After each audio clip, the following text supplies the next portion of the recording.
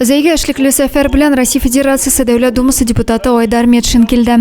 Аның барышында ул шәһәребезнең 35-нче бистәдә төзелеп килүче бассейн эшләре белән танышты. Матур чыгачак ул, һәрбер дизайн, һәрбер залларын, һәрбер чертежларын үзебез карап. Хәзерге вакытта объектта төзелеш дәвам итә, монолит эшләр тәмамланган, су үткәргеч һәм җылылык челтәрләрен монтажлаячаклар.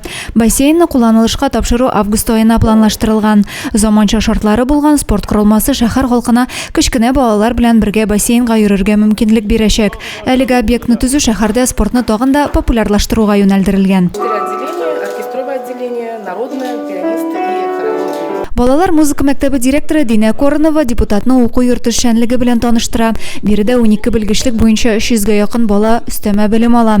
Мәктәпнең 60 еллык тарихы бар. Барлык уңайлыклары белән капиталь төзекләндерелде.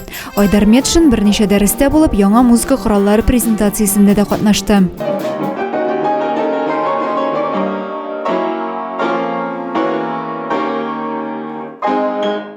Мой очередной приезд в Заинский район, он связан с выполнением наказов, со встречами с избирателями.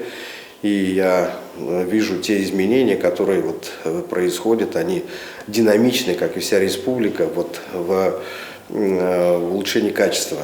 Создание условий для улучшения качества жизни наших населения. Россия Федерациясе Дәүләт Думасы депутатының зәйгә булган эш сәфәре халыкны кабул итү белән тәмамланды.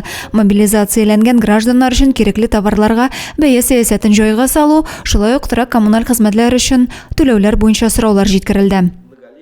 Адилә Бирханова, Денис Сыпатов, Зәй хәбәрләре.